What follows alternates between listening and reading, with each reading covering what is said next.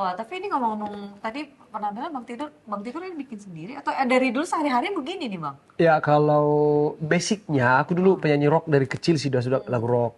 Jadi setelah ikut-ikut festival rock dari SMA, mulailah istilahnya pakai aksesoris kan biasa Iya, kan. iya, Gitu. iya, iya. Tapi setelah saya dulu kan travelingnya nyanyi di setiap daerah. Jadi ada di Jakarta, ada di Lampung, di Medan.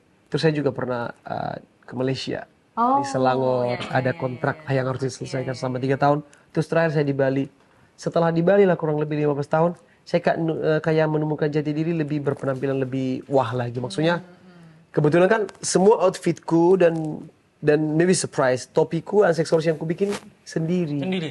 Bener-bener bikin Topi ini sendiri? sendiri, Jahit sumpah. sendiri gitu? Ya, ada nanti. Oh, iya. kok. Jadi Serius banget nih Bang? Dari eh bahan apa, Bang? karpet. Oh iya, bahannya cari sendiri juga. Ya, Wah, serius nih Bang? Ini Udah pun pernah dilihat kain-kain belum? kain-kainnya gitu. ya, kayaknya juga saya buat sendiri. Itu bulunya juga bikin sendiri. Ya, bulunya juga bikin sendiri. Coba. Semuanya. Kamu deketan deh, liatin deh. Coba deketan. Tekstur apa? Tekstur ya. Namanya motifnya. Bagus banget Bang. Tapi sumpah Lihat, ya, lihat, Charles lihat, kamu lihat harus nggak foto lihat itu tuh? dari Lihat dekat. nggak ke foto itu? Cantik kan? Mirip kan? Ya, terus jadi kebetulan dari saya mengenal dunia rock, saya udah suka dengan style mereka itu. Nanti kamu coba cek di Google atau di YouTube, era glam rock 80-90 berpenampilan seperti ini. Jadi modalnya kan susah. Susahnya itu kan karena harus butuh yang Kayak celana dijahit ya, lagi. baru gitu. aksesoris kayak rantai-rantai saya beli bahan dulu, saya desain sendiri. Topi ini juga saya beli bahan karpet untuk karpet yang biasa. Mas, Contoh kamu kasih saya karpet nih, karpet apapun bisa jadiin topi. Ini berasal dari aku baru tahu kalau topi bisa dibikin dari ya. karpet. Ini bisa kamu pegang, itu karpet apa tuh? Sorry. Untuk kampas kita. Astaga, ini kayak Kayak kulit gitu. busa-busa gitu ya. Ya, kalau kita masa sekolah ingat kalau kita ada bersenam di sekolah atau yoga di sekolah atau kayak Oh, kayak mat. mat untuk ini. Oh, tahu kan? yoga mat gitu. Ya. Tapi Kayak Bang Tigor sih berarti mau ini DIY. enak banget diajak ngobrol ya. Ya. Soalnya banyak bahan kan. Ini Dadah. stand up comedy. Stand up comedy. Good baby. Tapi ngomong- Terus kayak saya punya beberapa scarf, kadang saya tempel, dijahit, itu yang bikin ya. Ini udah scarfnya udah dari Ya. sananya atau? Enggak, saya buat sendiri kan. Semua saya buat sendiri. Oh, tapi stay di topinya. Ya, nanti topi yang lain saya buat lagi, bikin lagi. Topi yang lain saya udah banyak Ininya sekali. juga topi. yang apa namanya? Saya punya topi itu kurang lebih udah hampir 30 dari awal bikin, tapi saya harus jujur ya. bisa ganti. Nih, listener. Selama saya tidak kerja, saya kan ada di Expecto. Bukan sharing tentang kesedihan, bukan hanya sekedar aja. Jadi kan saya harus tetap mencukupi anak dan istri. Betul. Jadi saya jual lah topi itu. Iya, Bang. Saya jual dan bikin auction. Auction itu lelang. Di tamu-tamu saya yang bule yang khusus tinggal di Bali. Bahkan sudah ada yang bawa ke luar negeri. Jadi mereka sudah ngerti aku bahwa Tigor ikut kompetisi meninggalkan anak istri. Jadi ada beberapa teman yang ngambil inisiatif. Kebetulan juga personel dari bandku juga dan teman-teman bule di auction lah beberapa topi, ada yang laku kurang lebih 7 sampai 10 topi. Nah, itulah yang buat istilahnya untuk mencukupi anak dan istriku selama aku di sini beberapa bulan ini. Astaga, aku ngerti banget Ya. itu rasanya, Bang. So, I'm still good. All things in my heart, in my mind. Saya buat ini buat keluarga. Saya punya mimpi, saya harus jujur ya. Saya nyanyi mulai dari 10 tahun sampai umur sekarang 45. Saya pernah berdoa dalam hati, Tuhan, kenapa saya sampai umur segini belum dikasih kesuksesan, padahal saya berniat supaya anak istriku bahagia. Kayak gitu. Pengen gimana caranya Tuhan? Karena aku nggak tahu yang lain, taunya nyanyi doang. Saya bilang passion hidupku itu hanya nyanyi. Aku hanya punya suara. Memang dari kecil aku itu jualan ikan asin. Dari kecil aku jualan ikan asin. Itu orang nggak pasti tahu, tapi perjalanan hidupku panjang. Jualan ikan asin dengan keluarga kecil, jalan kaki dari sekolah dari pasar ke sekolah 1 jam, dan saya harus berpakaian baju yang bau ikan asin di sekolah.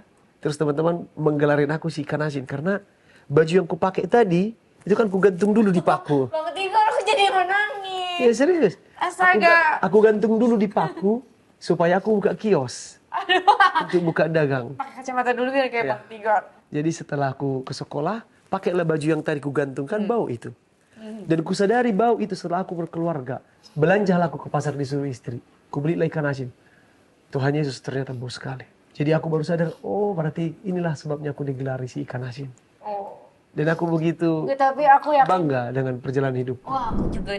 Terakhir ketemu mama, kan 2 bulan sebelum COVID, beliau saya bawa jalan-jalan ke Bali, tapi dia tidak suka stay di Bali karena dia bilang terlalu panas.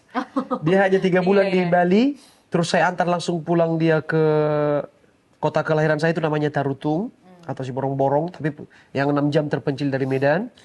Terus tiba-tiba dia bilang, nah aku gak kuat di sini, harus pulang. Karena kan dia gak ketemu sama teman ngobrolnya di tetangga-tetangga. Terus aku harus lihat kebunku, jagungku, kacangku, sayurku. Dia punya kacang, sayur, cabai persis di depan rumahnya itu. Dan kebetulan puji Tuhan, tahun 2020 kemarin, saya sudah bangun gubuknya mama. Dan dibantu sama keluarga besar. Dari hasil jerih payahku ngasih duit juga. Jadi aku yang ngerjain. Keluarga besarku juga sangat mendukung, mereka semua baik sekali. Jadi terakhir sekali ketemu mama itu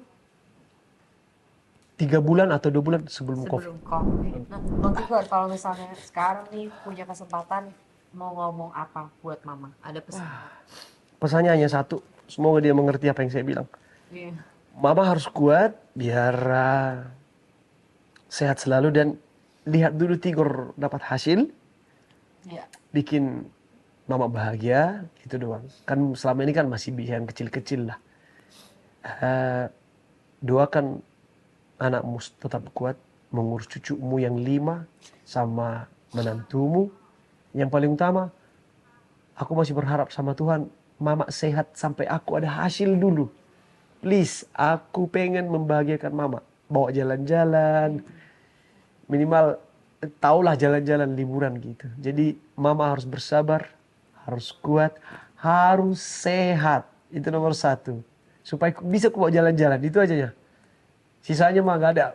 Mama sudah punya rumah, walaupun gubuk kecil, mama sudah bisa makan setiap hari. Tapi yang paling utama buat mama sehat, doakan juga aku sama menantu sama cucumu sehat, kita akan bahagia. Itu aja. Tapi kan harus ada hasil dulu. Aku harus ada hasil dulu. Semoga Indonesia bisa menerima musik akan kubawakan Amin. segera dan mama sehat. Iya. Amin. Ini ritual kita Ritual. setiap minggu ya. Iya. Oke, ready? Ya. Aku di sini ya.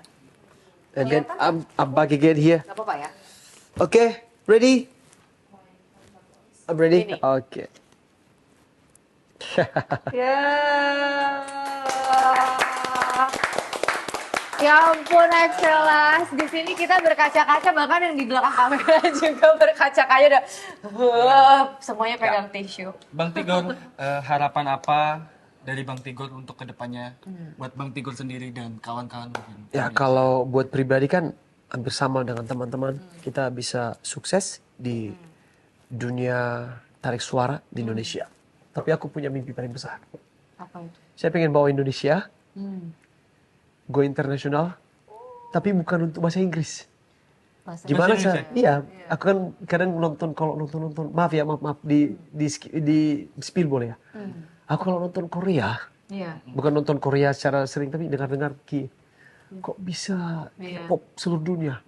Kenapa nggak bisa bahasa Indonesia seluruh dunia? Iya, betul. Kita punya talent sangat bagus-bagus. Di Indonesia itu bejibun yang bertalent. Gimana caranya membawakan lagu Indonesia dengan hanya sebutan cinta, tapi diketahui orang-orang bule. Mereka bisa menyebut kata cinta itu karena bahasa Indonesia. Benar. Saya punya mimpi besar, paling besar. Dan kalau Tuhan berkenan, saya pengen bawa Indonesia ke kayak ajang pencarian bakat. Kita nggak kalah kok. Iya, betul.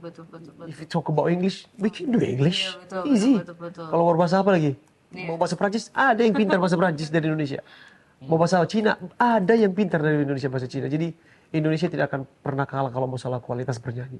Tidak akan. Mimpiku Indonesia maju dari dunia musiknya untuk internasional. Let's go.